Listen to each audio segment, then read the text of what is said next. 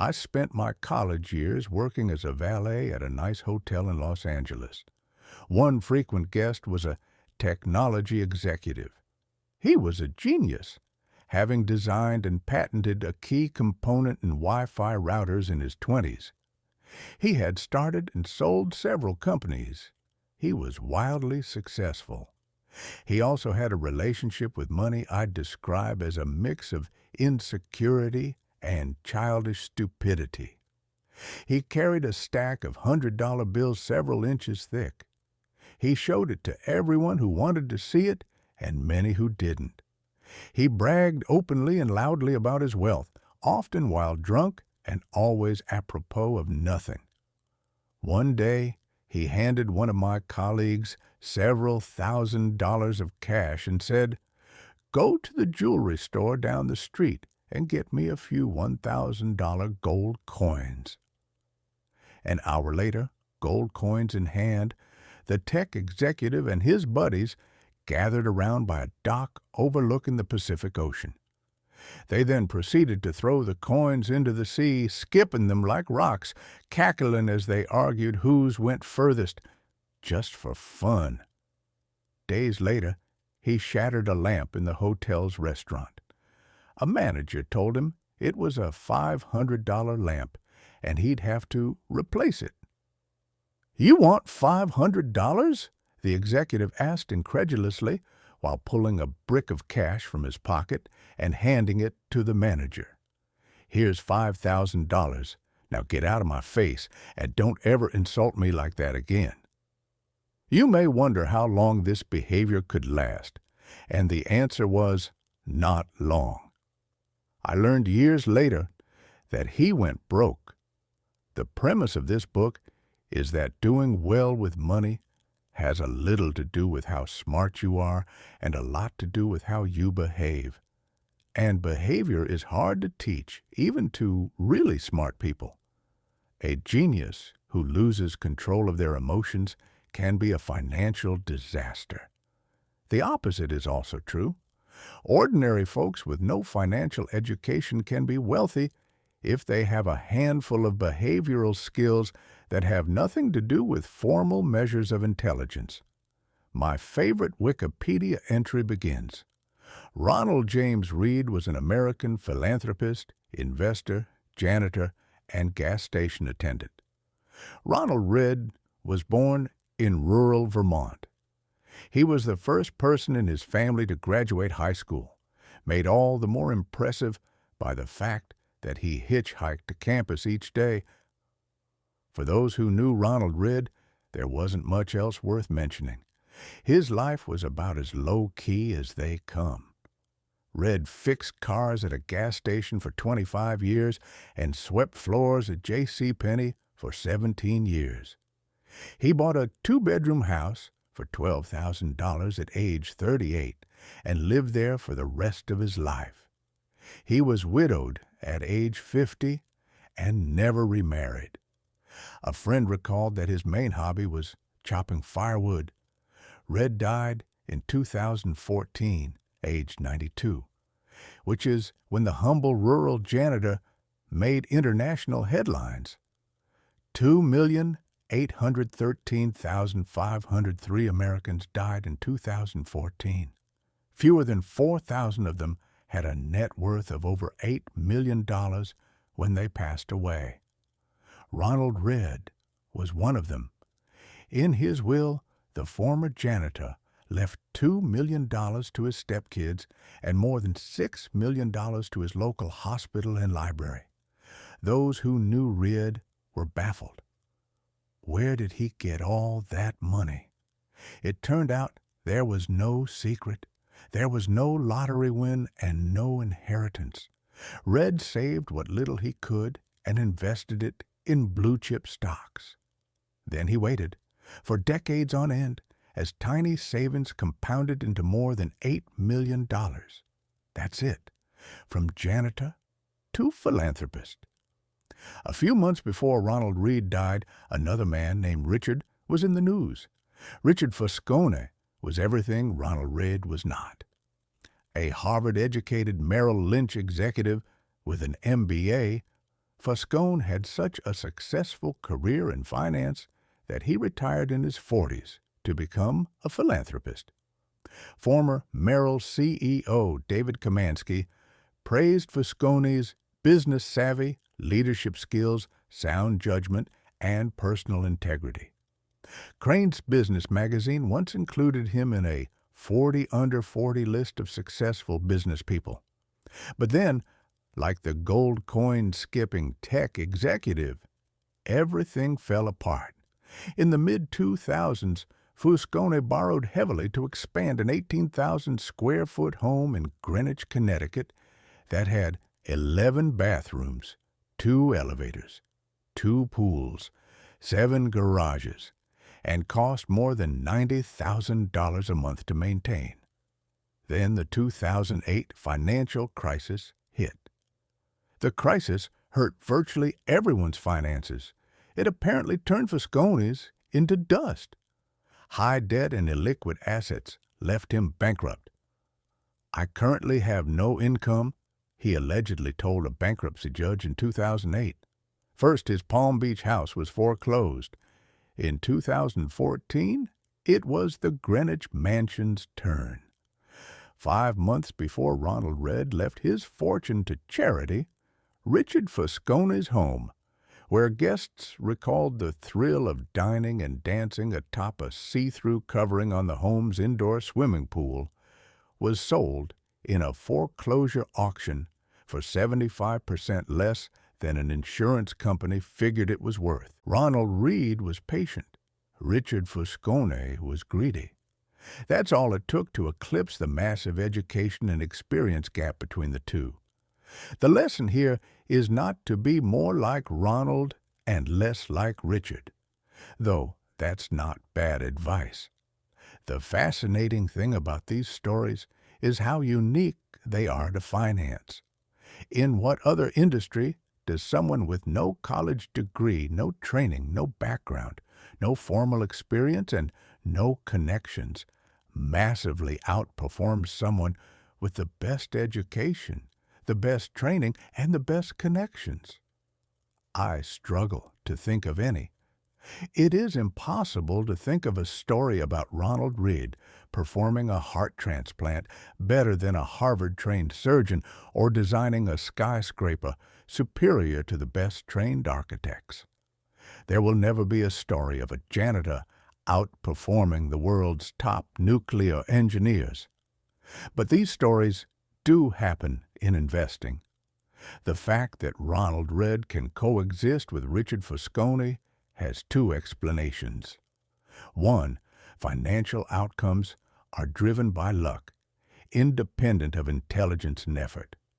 That's true to some extent, and this book will discuss it in further detail. Or 2, and I think more common, financial success is not a hard science. It's a soft skill, where how you behave is more important than what you know. I call this soft skill the psychology of money. The aim of this book is to use short stories to convince you that soft skills are more important than the technical side of money. I'll do this in a way that will help everyone, from Reed to Foscone and everyone in between, make better financial decisions. These soft skills are, I've come to realize, greatly underappreciated. Finance is overwhelmingly taught as a math-based field, where you put data into a formula and the formula tells you what to do, and it's assumed that you'll just go do it. This is true in personal finance, where you're told to have a 6-month emergency fund and save 10% of your salary. It's true in investing, where we know the exact historical correlations between interest rates and valuations. And it's true in corporate finance, where CFOs can measure the precise cost of capital. It's not that any of these things are bad or wrong. It's that knowing what to do tells you nothing about what happens in your head when you try to do it. 2 topics impact everyone, whether you are interested in them or not: health and money. The healthcare industry is a triumph of modern science. with rising life expectancy across the world.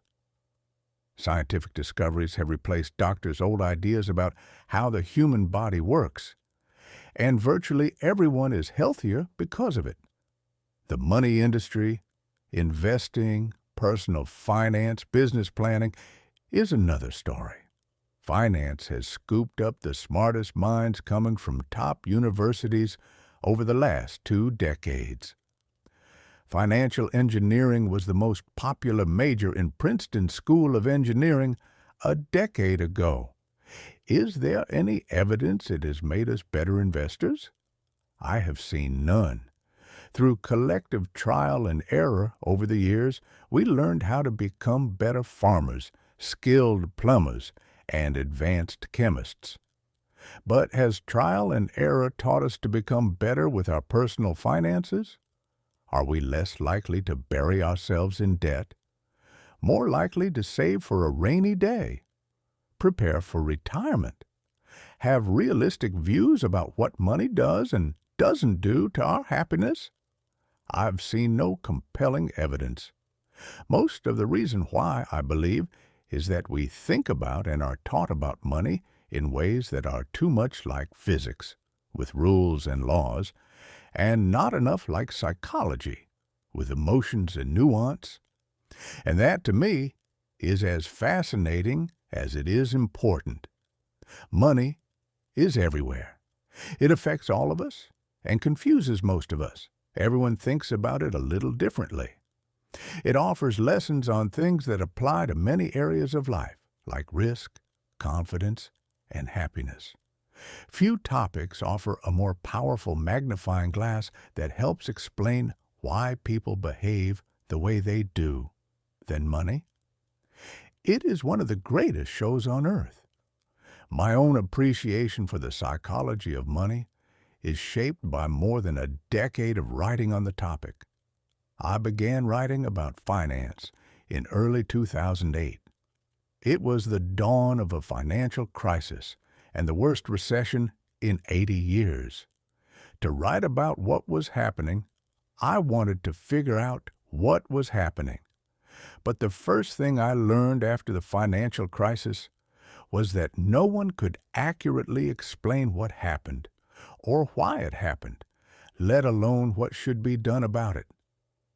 For every good explanation, there was an equally convincing rebuttal.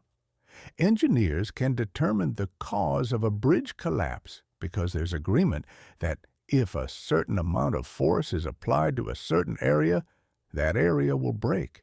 Physics isn't controversial. It's guided by laws. Finance is different. It's guided by people's behaviors. And how I behave might make sense to me, but look crazy to you. The more I studied and wrote about the financial crisis, the more I realized that you could understand it better through the lenses of psychology and history, not finance. To grasp why people bury themselves in debt, you don't need to study interest rates. You need to study the history of greed, insecurity, and optimism. To get why investors sell out at the bottom of a bear market, you don't need to study the math of expected future returns. You need to think about the agony of looking at your family and wondering if your investments are imperiling their future. I love Voltaire's observation that history never repeats itself. Man always does. It applies so well to how we behave with money. In 2018, I wrote a report outlining 20 of the most important flaws, biases, and causes of bad behavior I've seen affect people when dealing with money. It was called The Psychology of Money, and over 1 million people have read it. This book is a deeper dive into the topic. Some short passages from the report appear unaltered in this book. What you're holding is 20 chapters, each describing what I consider to be the most important and often counterintuitive features of the psychology of money.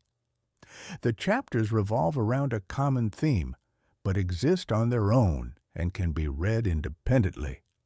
It's not a long book. You're welcome. Most readers don't finish the books they begin because most single topics don't require 300 pages of explanation. I'd rather make 20 short points you finish than one long one you give up on. On we go. 1. No one's crazy. Let me tell you about a problem. It might make you feel better about what you do with your money and less judgmental about what other people do with theirs. People do some crazy things with money, but no one is crazy. Here's the thing. People from different generations, raised by different parents who earned different incomes and held different values, in different parts of the world, born into different economies, experiencing different job markets with different incentives and different degrees of luck, learn very different lessons. Everyone has their own unique experience with how the world works. And what you've experienced is more compelling than what you learn secondhand. So all of us, you, me, everyone, go through life anchored to a set of views about how money works that vary wildly from person to person. What seems crazy to you might make sense to me. The person who grew up in poverty thinks about risk and reward in ways the child of a wealthy banker cannot fathom if he tried. The person who grew up when inflation was high experienced something the person who grew up with stable prices never had to. The stockbroker who lost everything during the Great Depression experienced something the tech worker basking in the glory of the late 1990s can't imagine. The Australian who hasn't seen a recession in 30 years has experienced something no American ever has. On and on. The list of experiences is endless. You know stuff about money that I don't, and vice versa. You go through life with different beliefs, goals, and forecasts than I do. That's not because one of us is smarter than the other or has better information. It's because we've had different lives shaped by different and equally persuasive experiences. Your personal experiences with money make up maybe 0.000000001% of what's happened in the world, but maybe 80% of how you think the world works. So, equally smart people can disagree about how and why recessions happen, how you should invest your money, what you should prioritize, how much risk you should take, and so on. In his book on 1930s America, Frederick Lewis Allen wrote that the Great Depression marked millions of Americans inwardly for the rest of their lives. But there was a range of experiences.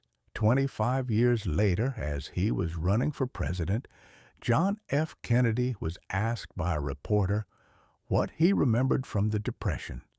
He remarked, "I have no first-hand knowledge of the Depression. My family had one of the great fortunes of the world, and it was worth more than ever then. We had bigger houses, more servants, we traveled more. About the only thing that I saw directly was when my father hired some extra gardeners just to give them a job so they could eat. I really did not learn about the Depression until I read about it at Harvard." This was a major point in the 1960 election. How, people thought, could someone with no understanding of the biggest economic story of the last generation be put in charge of the economy? It was, in many ways, overcome only by JFK's experience in World War II. That was the other most widespread emotional experience of the previous generation, and something his primary opponent, Hubert Humphrey, didn't have. The challenge for us is that no amount of studying or open-mindedness can genuinely recreate the power of fear and uncertainty. I can read about what it was like to lose everything during the Great Depression, but I don't have the emotional scars of those who actually experienced it. And the person who lived through it can't fathom why someone like me could come across as complacent about things like owning stocks. We see the world through a different lens. Spreadsheets can model the historic frequency of big stock market declines, but they can't model the feeling of coming home, looking at your kids and wondering if you've made a mistake that will impact their lives. Studying history makes you feel like you understand something, but until you've lived through it and personally felt its consequences, you may not understand it enough to change your behavior. We all think we know how the world works, but we've all only experienced a tiny sliver of it. As investor, Michael Batnick says, some lessons have to be experienced before they can be understood. We are all victims in different ways to that truth. In 2006, economists Ulrich Malmendier and Stefan Nagel from the National Bureau of Economic Research dug through 50 years of the Survey of Consumer Finances, a detailed look at what Americans do with their money. In theory, people should make investment decisions based on their goals and the characteristics of the investment options available to them at the time. But that's not what people do. The economists found that people's lifetime investment decisions are heavily anchored to the experiences those investors had in their own generation, especially experiences early in their adult life. If you grew up when inflation was high, you invested less of your money in bonds later in life compared to those who grew up when inflation was low. If you happened to grow up when the stock market was strong, you invested more of your money in stocks later in life compared to those who grew up when stocks were weak. The economists wrote, "Our findings suggest that individual investors' willingness to bear risk depends on personal history. Not intelligence or education or sophistication, just the dumb luck of when and where you were born." The Financial Times interviewed Bill Gross, the famed bond manager, in 2019. Gross admits that he would probably not be where he is today if he had been born a decade earlier or later, the piece said. Gross's career coincided almost perfectly with a generational collapse in interest rates that gave bond prices a tailwind. That kind of thing doesn't just affect the opportunities you come across. It affects what you think about those opportunities when they're presented to you. To Gross, bonds were wealth-generating machines. To his father's generation, who grew up with and endured higher inflation, they might be seen as wealth incinerators. The differences in how people have experienced money are not small, even among those you might think are pretty similar. Take stocks. If you were born in 1970, the S&P 500 increased almost tenfold, adjusted for inflation, during your teens and 20s. That's an amazing return. If you were born in 1950, the market went literally nowhere in your teens and 20s adjusted for inflation. Two groups of people, separated by chance of their birth year, go through life with a completely different view on how the stock market works, or inflation. If you were born in 1960s America, inflation during your teens and 20s, your young, impressionable years when you're developing a base of knowledge about how the economy works, sent prices up more than threefold. That's a lot. You remember gas lines and getting paychecks that stretched noticeably less far than the ones before them. But if you were born in 1990, inflation has been so low for your whole life that it's probably never crossed your mind. America's nationwide unemployment in November 2009 was around 10%. But the unemployment rate for African American males aged 16 to 19 without a high school diploma was 49%. For Caucasian females over age 45 with a college degree, it was 4%. Local stock markets in Germany and Japan were wiped out during World War II. Entire regions were bombed out. At the end of the war, German farms only produced enough food to provide the country's citizens with 1,000 calories a day. Compare that to the U.S., where the stock market more than doubled from 1941 through the end of 1945, and the economy was the strongest it had been in almost 2 decades. No one should expect members of these groups to go through the rest of their lives thinking the same thing about inflation, or the stock market, or unemployment, or money in general. No one should expect them to respond to financial information the same way. No one should assume they are influenced by the same incentives. No one should expect them to trust the same sources of advice.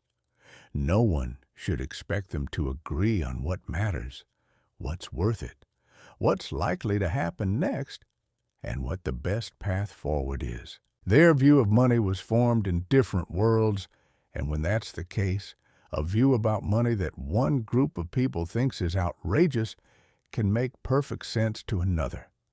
A few years ago, the New York Times did a story on the working conditions of Foxconn, the massive Taiwanese electronics manufacturer. The conditions are often atrocious. Readers were rightly upset. But a fascinating response to the story came from the nephew of a Chinese worker, who wrote in the comment section, "My aunt worked several years in what Americans call sweatshops. It was hard work. Long hours, small wage, poor working conditions.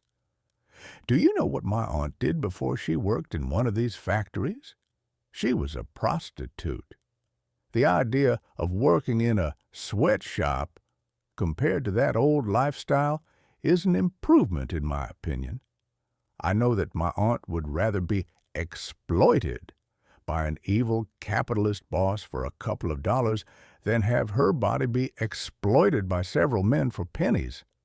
That is why I am upset by many Americans thinking, we do not have the same opportunities as the West. Our governmental infrastructure is different. The country is different. Yes, factory is hard labor. Could it be better? Yes, but only when you compare such to American jobs. I don't know what to make of this. Part of me wants to argue fiercely. Part of me wants to understand. But mostly, it's an example of how different experiences can lead to vastly different views within topics that one side intuitively thinks should be black and white. Every decision people make with money is justified by taking the information they have at the moment and plugging it into their unique mental model of how the world works. Those people can be misinformed. They can have incomplete information. They can be bad at math. They can be persuaded by rotten marketing. They can have no idea what they're doing. They can misjudge the consequences of their actions. Oh, can they ever? But every financial decision a person makes sense to them in that moment and checks the boxes they need to check. They tell themselves a story about what they're doing and why they're doing it.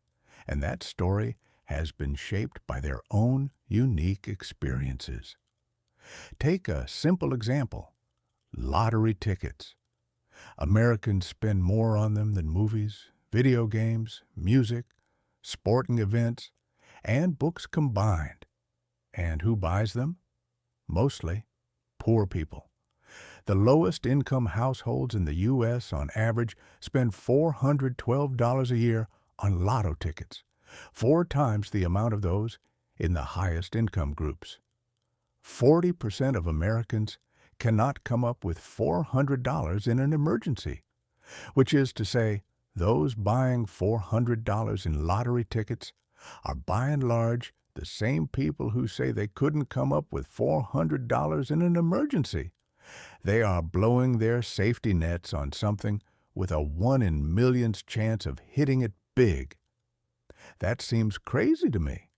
It probably seems crazy to you, too, but I'm not in the lowest income group. You're likely not either.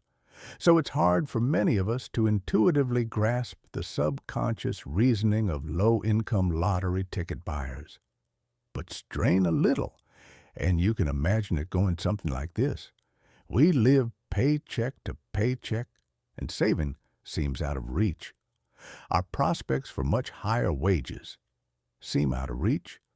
We can't afford nice vacations, new cars, health insurance, or homes in safe neighborhoods. We can't put our kids through college without crippling debt. Much of the stuff you people who read finance books either have now or have a good chance of getting, we don't. Buying a lottery ticket is the only time in our lives we can hold a tangible dream of getting the good stuff that you already have and take for granted. We are paying for a dream, and you may not understand that because you are already living a dream. That's why we buy more tickets than you do. You don't have to agree with this reasoning. Buying lotto tickets when you're broke is still a bad idea. But I can kind of understand why lotto ticket sales persist. And that idea, what you're doing seems crazy, but I kind of understand why you're doing it, uncovers the root of many of our financial decisions.